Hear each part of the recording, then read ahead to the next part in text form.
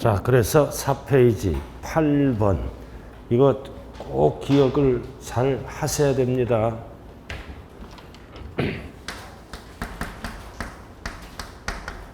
(10억이야)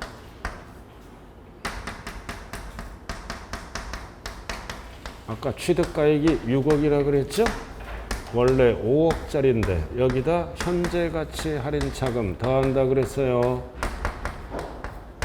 이자 상당액 현재가치 할인차금, 이게 뭐다? 할부이자예요. 개인들은 이자 상당액, 사업자들은 뭐라 그래요? 현재가치 할인차금, 할부이자. 그럼 1억이야. 그럼 취득가액에 포함해서 취득가액은 6억이 돼요. 개인들은 이자 상당액, 할부이자. 사업자들은 고급스럽게 뭐라 그래요? 현재가치 할인차금, 취득가액에 더해서 6억이 된다고요. 여기까지 이해됐어요? 개인들은 이자 상당액, 사업자들은 8글자로 뭐라 그런다? 현재가치 할인차금, 취득가액에 더한다고요. 그래서 6억이 되는 거예요. 위에 2번 나와 있잖아요. 현재가치 할인. 감가상각비도 그렇게 이해를 해주시면 돼요. 자, 근데 여기 봐요. 1억을 어디에서 먼저 공제받았어? 타소득. 사업소득에서 아까 3천만 원 공제받았다고 그랬잖아. 먼저. 여기서 먼저 공제받았어요. 자, 첫 번째 알아야 될 거는 3천만 원을 취득가액에서 어떻게 한다? 공제한다. 취득가액에서 어떻게 한다? 제외한다. 취득가액에서 어떻게 한다? 포함하지 아니한다. 세 개 똑같은 거예요. 3천만 원 빼라 이거지. 그럼 얼마 남아? 7천. 자, 첫 번째 알아야 될 거예요, 이거. 취득가액에서 공제한다, 제외한다, 포함하지 않는다. 그럼 이제 취득가액이 얼마로 바뀌는 거야? 5억 7천이 되는 거라고요. 6억을 빼는 게 아니라 5억 7천을 빼는 거예요. 양도가액에서 공제한다 그러면 안 돼요. 취득가액에서 공제해서 7천이 되는 거예요. 자, 그럼 이제 법조문. 자, 3천만 원을 뭐라 그래요? 사업소득에 산입된 것, 즉 금액. 이 3천만 원은 공제 못 받아요. 양도가액에서 3천만 원 공제 못 받는다고요. 그럼 공제는 얼마만 받아? 7천만 원만. 그럼 이 7천만 원을 뭐라 그래요? 산입된 것을 뭐다? 제외한 금액을 양도가액에서 공제받는 거야. 5억 7천을. 참 신기하죠? 7천만 원을 공제받잖아. 그래도 5억 7천을 공제받는 거예요. 7천만 원을 뭐라 그런다? 산입된 금액에서 제외한 금액. 이게 요거 3천만 원을 뭐라 그래요? 사업소득에 산입된 것은 공제를 못 받는다고요. 어디서 공제를 못 받아? 양도가액에서. 그럼 어디서 공제를 해버려? 취득가액에서 공제를 한다고요. 3천만 원. 그럼 이 3천만 원은 양도가액에서 공제 못 받아. 그럼 얼마를 공제받는 거야? 7천. 7천만 원을 양도가액에서 공제받는다. 그래서 취득가액이 5억 7천으로 내려가는 거예요. 이상하다. 여기서는 공제하고 또 여기서는 공제 못 받는데 어디서 공제한다? 취득가액에서. 여기서는 어디서 공제를 못 받아? 양도가액에서 공제를 못 받는다고요. 그래서 양도가액, 취득가액 정리 잘 하세요. 자, 그 다음 5번은 읽어보면 돼. 자, 부당행위잖아. 그럼 부당행위에 계산에 의한 시가초과액은 공제를 못 받는다. 시가를 공제받는 거예요. 그리고 2번은 지연이자 추가이자 공제 못 받아요. 딱 하나 무슨 이자만 공제받는다? 할부이자 약정한 거니까. 그리고 대출금 이자도 공제 못 받아요. 딱 이 공제받는 이자는 할부이자예요. 이자 상당액. 그 다음 자본적 지출액이 공제받는 거다. 수익적 지출액, 벽지, 장판, 타일 등을 다시 했어. 이런 건 수익적. 그리고 재산세 공제 못 받아요. 취득세만 공제받는 거야. 그리고 상속세, 증여세 공제 못 받는데 이제 별 딱 붙여. 증여세는 2월 과세에 대한 증여세는 필요경비에 산입해서 공제를 해줍니다. 2월 과세에 대한 증여세는 산입한다. 이 얘기는 뭐다? 필요경비에 산입해서 공제를 받을 수 있어요. 그냥 증여세는 공제 못 받아. 무슨 증여세? 2월 과세에 대한 증여세는 산입해서 공제받아요. 어디에 산입해? 필요경비에 산입해서 공제를 받는다.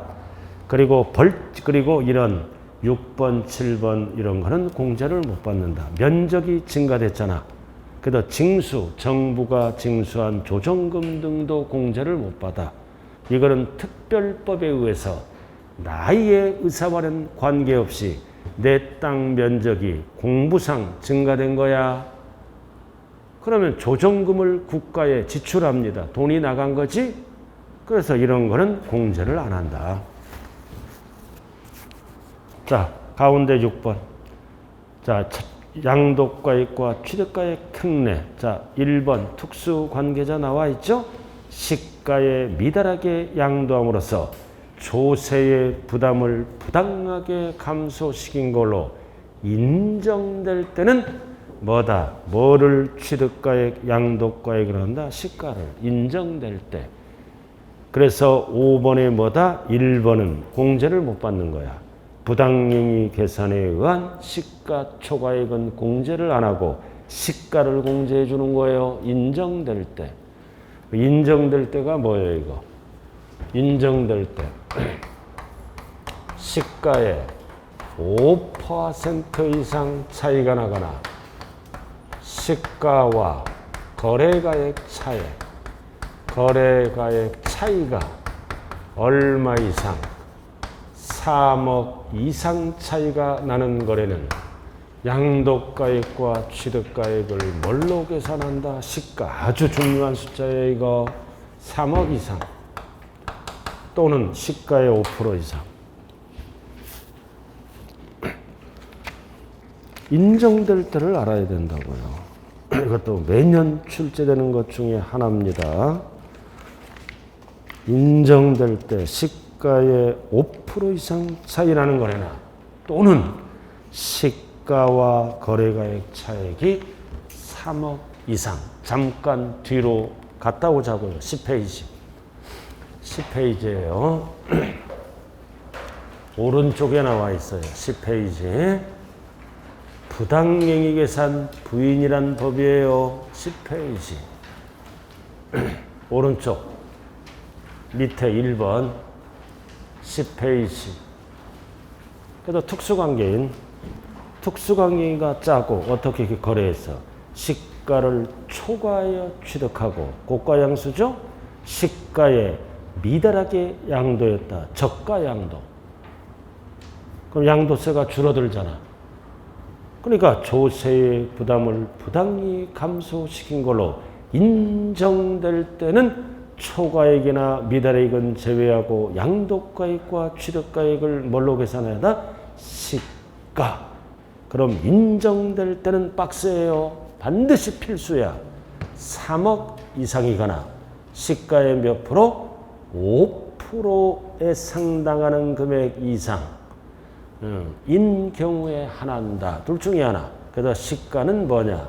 상속세 증여세법을 준용하여 평가한 가액을 양도세에서 시가로 계산한다. 숫자만 알면 돼요. 숫자. 이게 부당행위 계산 부인 규정이라고요. 둘 중에 하나가 해당되면 시가로 취득가액이나 양도가액을 계산해요. 3억 이상 5% 이상. 자, 다시 와요. 그 얘기라고요. 그래서 5번에 1번이 나온 거예요. 오른쪽에. 부당행위 계산에 의한 시가 초과액은 제외한다. 시가를 공제받는 거예요. 초과액은 공제를 안 해줘. 자, 그 다음 2번은 뭐다? 신고를 안 했어. 그럼 신고를 안 할 때는 정부가 양도세를 계산하죠? 뭐 보고? 등기법에 따라 등기부에 게재된 거래가액을 확정하여 그러면 안 돼요. 추정해서 계산한다. 거래가액을 등기부에 기록하잖아요. 이것도 100% 맞는다고 얘기할 수 없죠? 추정하여 계산한다. 그리고 3번.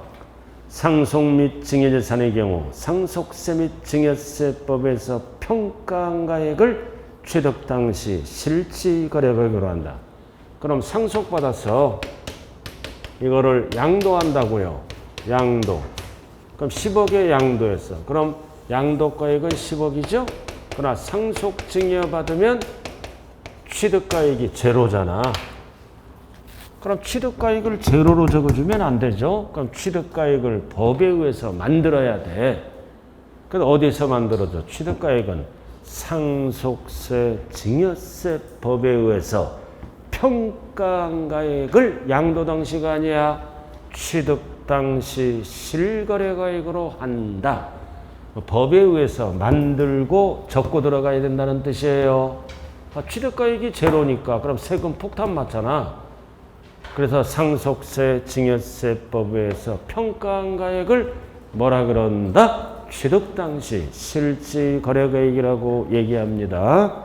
자, 그 다음 4번. 여러분들이 가장 잘 아는 거 매년 출제되는 거 이거 2월 과세잖아. 뭐를 증여했을 때? 토건특 취득권리, 이용권도 있죠? 이용권 있잖아요. 자, 또 하나 적어. 4번. 2월 과세는 4가지예요. 뭐를? 취득권리. 취득권리도 들어가요.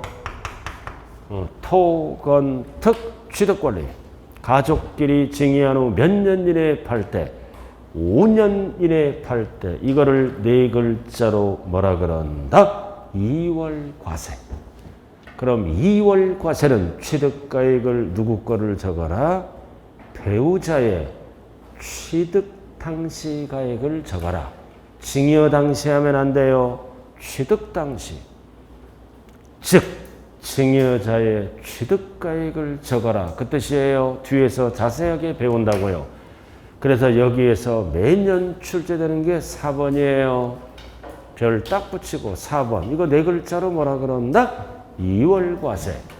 뭐를 증여했을 때? 토건특에다가 또 하나 뭐를 적어라?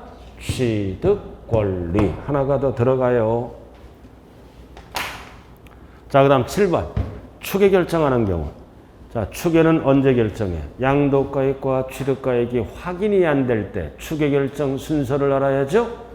자, 순서가 양도가액은 순서가 매감기예요. 확인이 안 될 때. 그래서 추계 결정하는 경우는 취득가액과 자본적 지출액 양도비가 뭐다?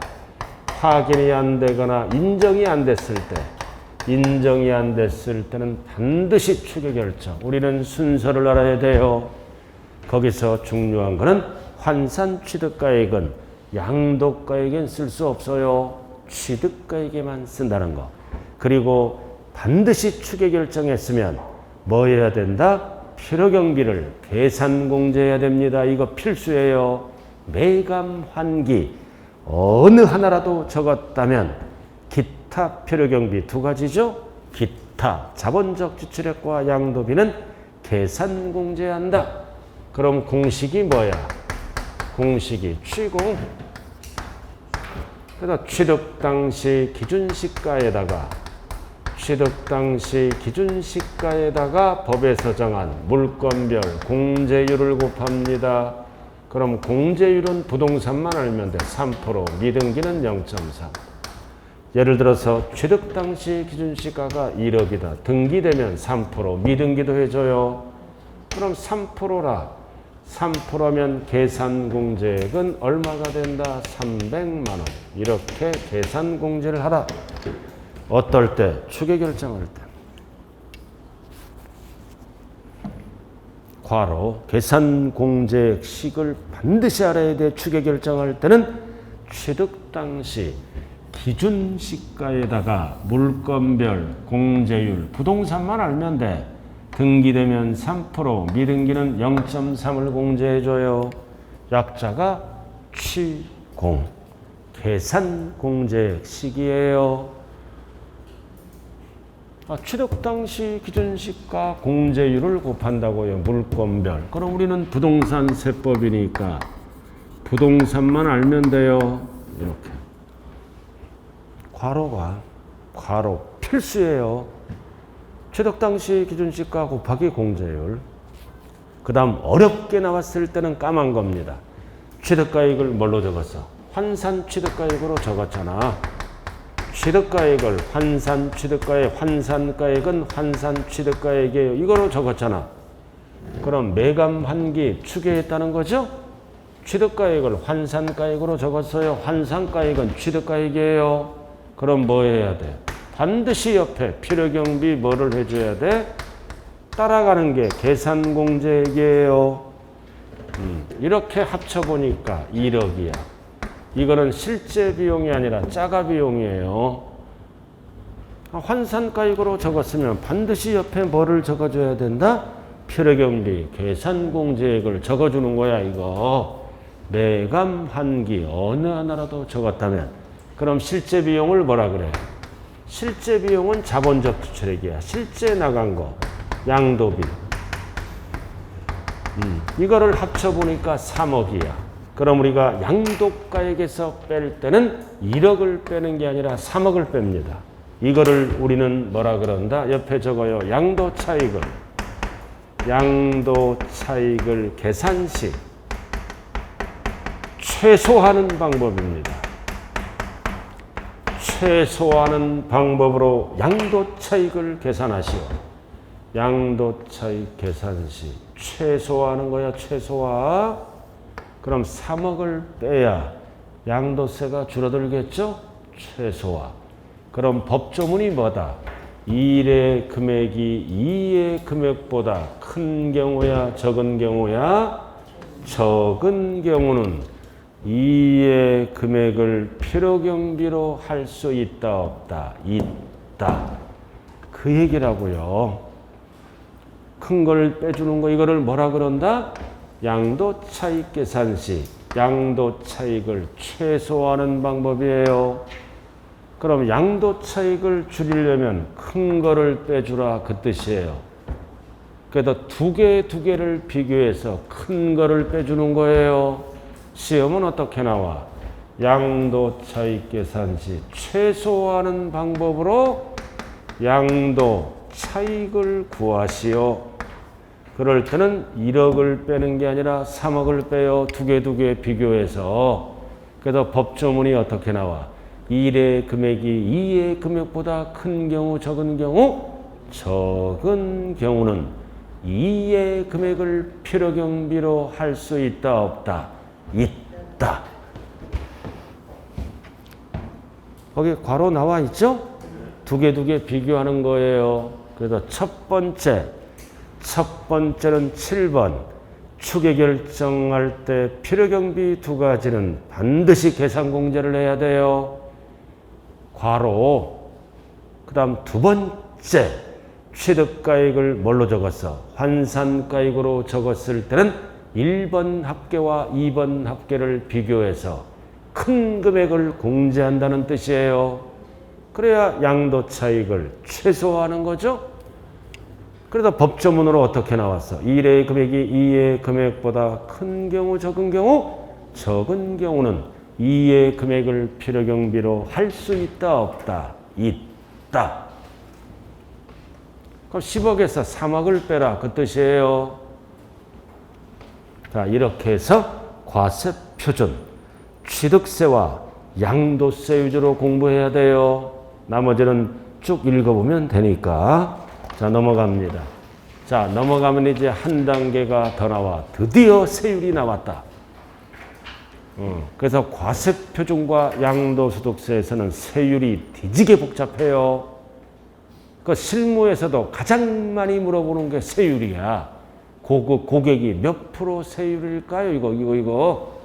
벌써 딱 보는 순간 눈이 어지러워요. 자, 취득세, 표준세율. 그러니까 세율 구조는 물세로서 비례세율만 써요. 누진세율을 안 쓴다고요.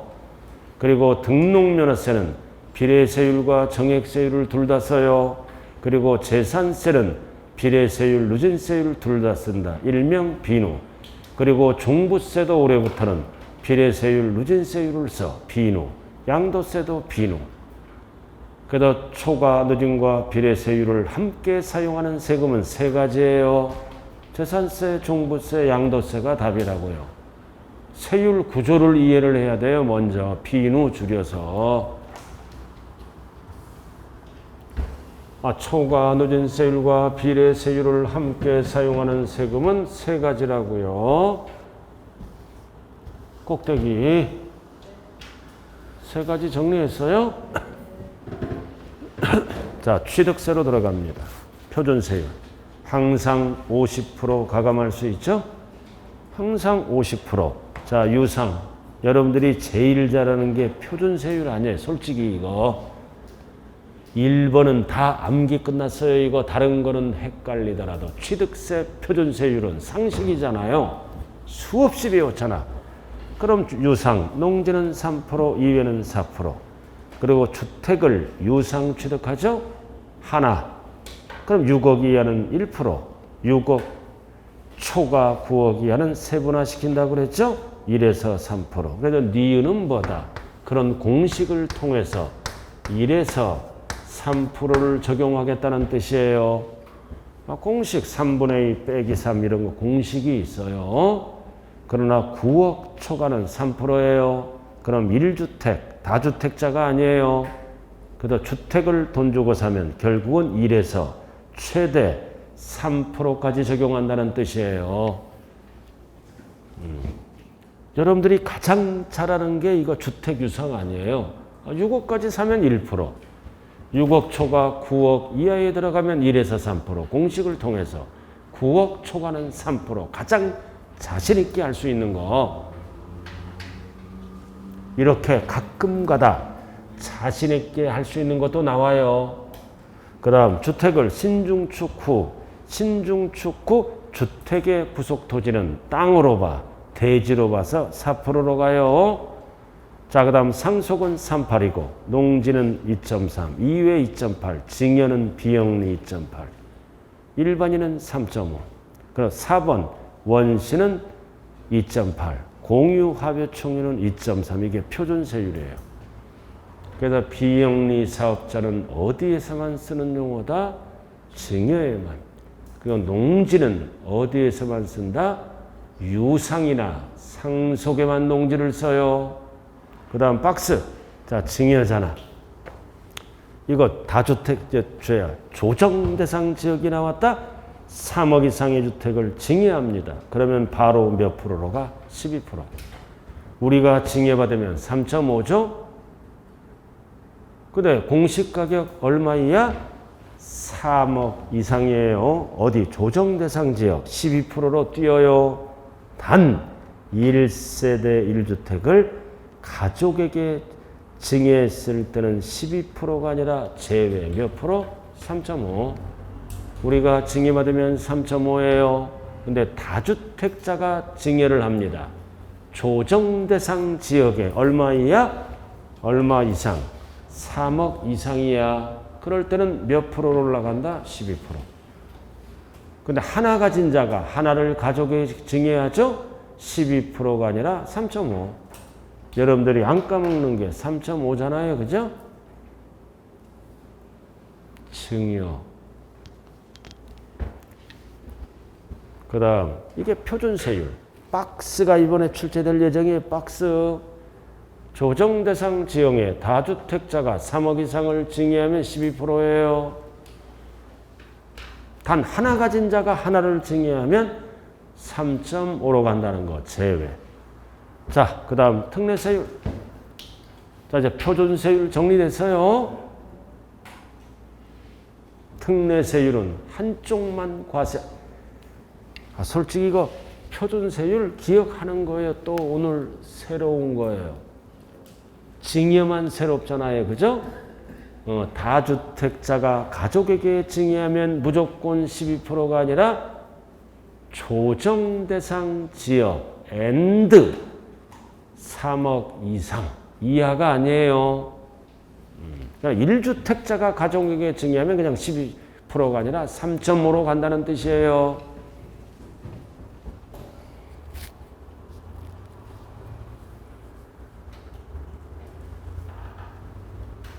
그 다음 특례세율. 자, 표준세율 그만 보시라고요. 그래서 표준세율을 풀 때는 원인을 몇 가지로 하나 5개. 5번으로 항상 원인을 먼저 봐야 돼요. 표준세율 문제 풀 때는 원인. 5개로 나눴잖아. 그럼 유상일 때는 농지냐 아니냐 주택이냐에 따라 세율이 달라지고, 원인이 증여일 때는 비영리냐 아니냐에 따라 달라지고, 원인이 상속일 때는 농지와 외로 구분하고, 이런 식으로. 자, 특례세율, 표준세율에서 중과기준세율을 뺀다. 뭔 뜻이야? 2% 빼고 뭐는 다시 하라, 등기는 다시 하라. 등기만 과세하는 거예요. 한쪽만. 2% 빼는 거예요. 중과기준세율이 옛날에 취득세 표준세율 몇 프로야? 2%. 빼는 거 왜 빼? 2% 납부한 거니까. 그 대신 등기는 하라. 그래야 내 것이 되니까. 그 다음 몇 가지가 있어? 7개. 7개 있죠? 환매 등기. 등기만 하라. 매도자 매수자는 환매. 내 것을 내가 다시 취득했으니까 형식적이죠? 왜 1번은 2% 빼? 2% 옛날 납부한 거니까 등기는 다시 하는 거예요. 그 다음 상속. 1가구 1주택 감면대상 농지도 2% 빼라. 왜? 부모님이 2% 낸 거니까. 이럴 때는 2% 빼. 그러니까 위에도 상속이 나와요. 위에 상속은 표준세율, 밑에 상속은 특례세율이에요. 글씨가 달라요.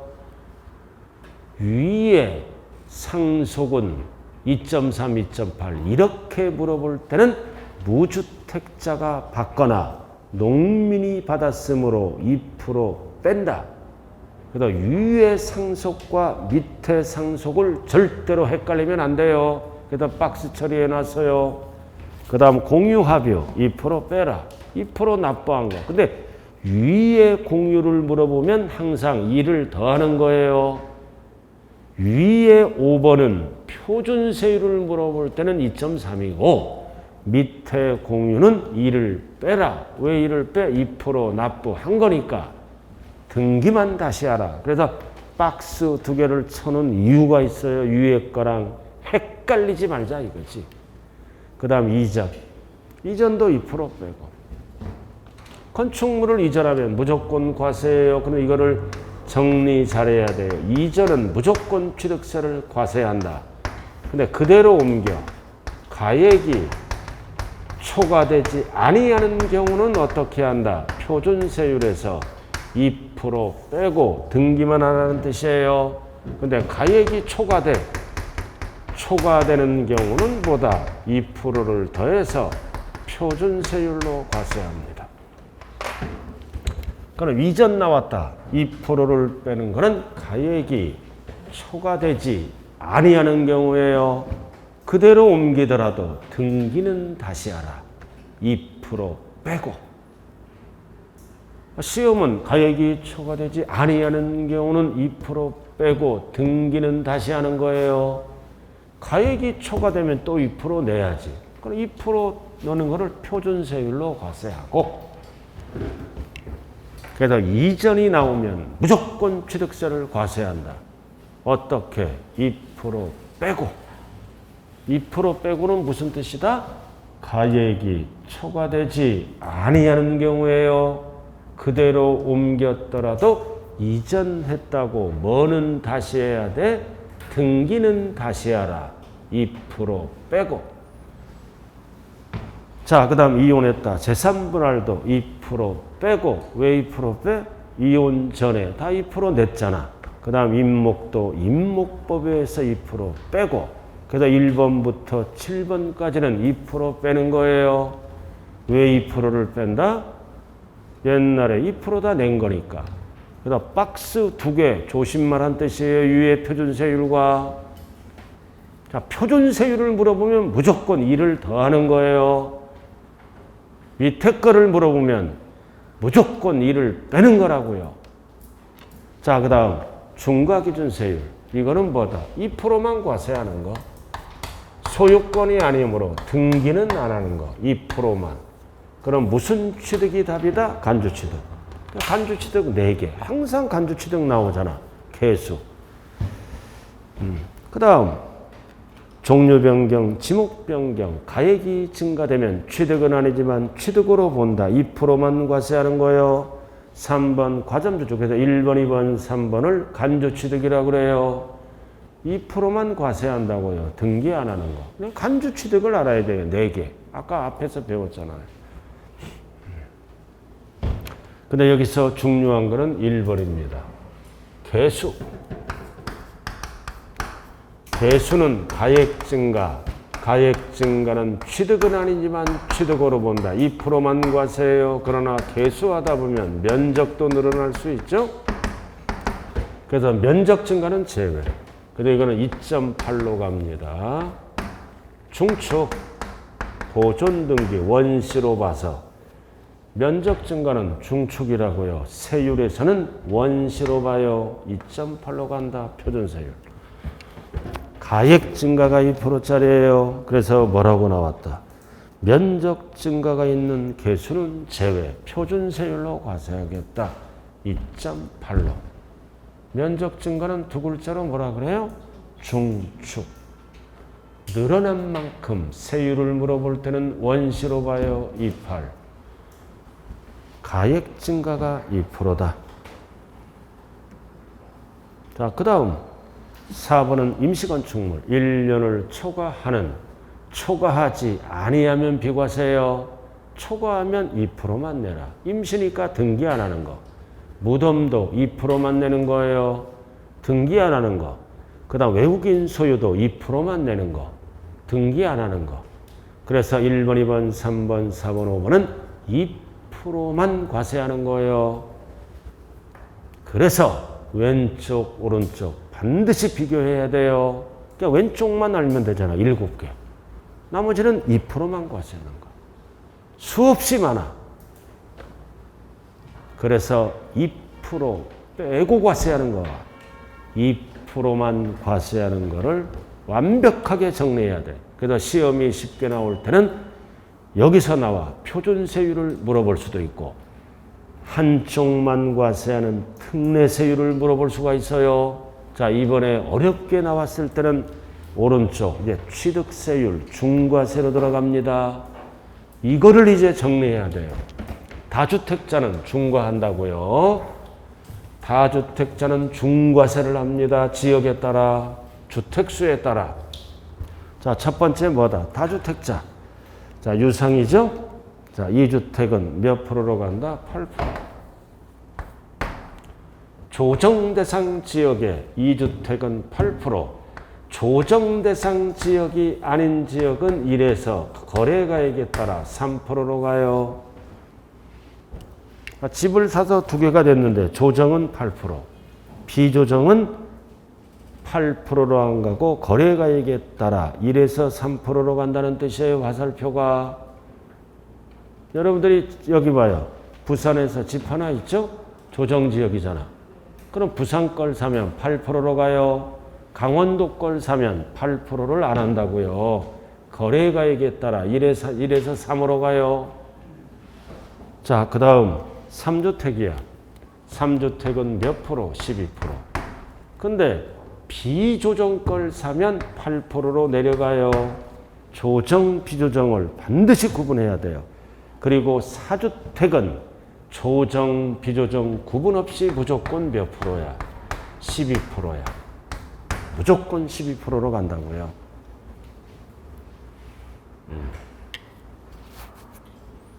그 1번, 2번, 3번이 기본이라고요. 근데 일시적 2주택이 되죠. 하나 사서. 하나 사면은 조정 대상 지역은 1년 이내에 처분하고 그 외 지역은 3년 이내에 처분하면 중과세를 안 합니다. 처분을 하면 1에서 3%로 간다는 뜻이에요. 처분을 못하면 중과세율로 추징하고, 그래서 일시적 이주택은 12%, 8%에서 제외한다. 둘 다 조정 대상 지역은 1년 이내에 앞에 거를 처분해야 돼요. 그렇지 않은 지역은 3년 이내에 처분하면 12%, 8%로 안 가고 거래가액에 따라 1에서 3%로 간다는 뜻이에요. 자, 그 다음 절대시험은 12%, 8% 이렇게 안 나와요. 이렇게 나오면 이거는 문제가 아니죠. 이거를 법조문으로 해석을 할 줄 알아야 된다고요. 그래서 다주택자는 항상 표준세율이 나오죠. 그래서 표준세율을 주택은 4%로 만들어서 여기다 몇 배? 2배. 여기다 몇 배? 4배까지 올라가요. 이렇게 2배를 더한다. 4배를 더한다. 이게 법조문이에요. 2배는 뭐의 2배다?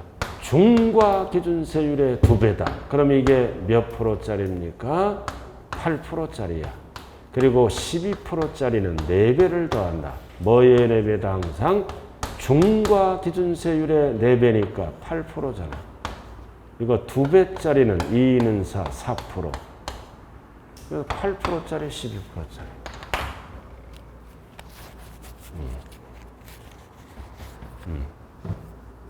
항상 다주택자가 유상취득하면 표준세율이 몇 프로다? 4%. 그러다 2주 다주택자는 2배를 더해요. 8%. 3주택 이상 요건이 충족되면 4배를 더합니다. 12%. 그 얘기예요. 그래서 4%에다가 4배를 더한다. 4배는 뭐의 4배야?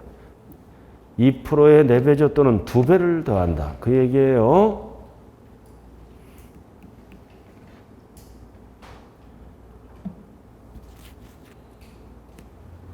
표준세율이 4%잖아. 그럼 8%짜리는 몇 배를 더해? 2배. 12%짜리는 몇 배를 더한다? 4배를 더한다. 그 뜻이에요. 8%짜리는 몇 배를 더해? 2배. 항상 2배는 뭐의 2배다? 중과기준세율의 2배니까 4%. 그럼 4에다 4 더하면 8%예요. 8%짜리는 2배를 더한다고요. 그리고 12%짜리는 몇 배를 더한다? 4배를 더한다. 이렇게 고급스럽게 출제가 돼요. 그러니까 1번, 2번, 4번을 정리해야죠. 8%짜리는 2배를 더하고 12%짜리는 4배를 더하고 그 뜻이에요. 그 다음 법인은 무조건 12%입니다. 개인만 이렇게 쓰는 거예요. 법인은 무조건 12%. 그럼 12%는 몇 배야? 4배. 12%짜리니까 4배를 더한다. 4배는 뭐의 4배다? 중과기준세율의 4배다. 2%의 4배니까 8%지.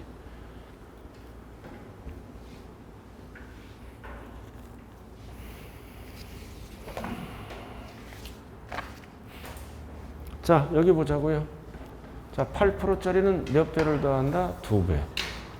12%짜리는 몇 배를 더한다? 4배. 끝났네? 법인은 무조건 몇 배를 더한다? 4배. 법인은 무조건 4배야. 다주택자는.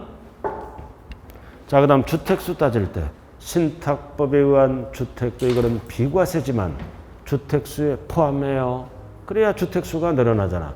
그리고 올해부터는 조합원 입주권이나 분양권이나 오피스텔을 유상 취득하더라도 주택수에 포함합니다. 하나, 두 개 따질 때. 그리고 주택수에서 제외되는 것은 1억 원 이하. 시가표준액. 실지 취득가액 하면 안 돼요. 시가표준액.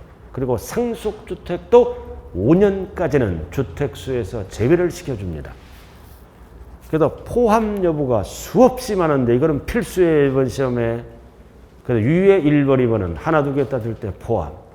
밑에 1번, 2번은 제외. 1억 이하. 시가표준액.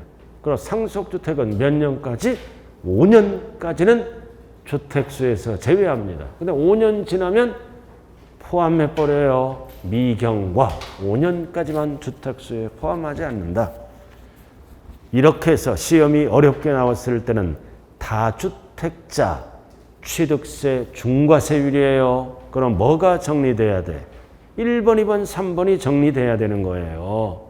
그럼 2배짜리면 표준세율에 몇 배를 더한다? 8%짜리는 몇 배를 더한다? 2배. 12%짜리는 몇 배를 더한다? 4배. 중요한 거는 표준세율이 4%예요. 4%. 그다음 8%에 해당하는 거는 2배를 더하고 12%에 해당하는 거는 4배를 더한다고요. 자, 이렇게 해서 취득세 표준세율. 그다음 뭐 위주로 공부하라? 일단은 표준세율, 특례세율. 그리고 이번에 무조건 출제되는 게 중과세율이에요. 주택에. 왜? 왼쪽은 수없이 출제됐어. 그러나 어렵게 나왔을 때는 개정된 거를 물어볼 수 있다. 자, 등록면허세. 자, 위로 올라가요. 등록면허세는 비례세율과 정액세율 구조로 되어 있어요. 탄력세율 똑같고. 나왔잖아. 유상 2%. 왜 2%야? 2% 낸 거니까. 취득세 큰 게 4%잖아. 취득세에서 2% 빼는 거예요. 옆에 취득세가 제일 높은 게 4%잖아. 1번에서. 2를 빼는 거예요. 큰 녀석에. 자, 근데 박스 1에서 3% 세율을 적용받는 주택 2를 못 빼잖아. 그러니까 못 빼는 거는 어떻게? 주택의 취득세율의 50%를 곱한 6억까지는 1%잖아. 2를 못 빼잖아. 그럼 여기다 1%짜리면 50%를 곱하면 0.5만 적용하겠다는 뜻이에요. 2% 뺄 수 있는 거는 2를 빼고 1에서 3% 적용을 받는 주택은 2% 못 빼는 것도 있잖아. 이럴 때는 해당 취득세율의 50%를 곱한 만약에 2%짜리면 1%만 적용하고 3%짜리면 1.5만 적용하라는 뜻이에요. 그 다음 상속은 0.8, 증여는 1.5, 원시는 0.8, 취득세에서 1을 빼는 거예요. 여러분들이 가장 잘하는 거 4번까지입니다. 소유권. 그러나 박스는 어렵게 나왔을 때 박스 처리한 거예요. 1에서 3%는 2를 못 빼는 것도 섞여 있잖아. 그러니까 어떻게 한다? 등록면허세는 취득세율의 50%를 곱한 절반만 적용하라는 뜻이에요. 그 다음 나머지 소유권이 아닌 거 전부 몇 프로야? 0.2. 0.2. 그리고 말소, 지목 변경 등기는 건당 얼마? 6,000원. 정액세율이죠.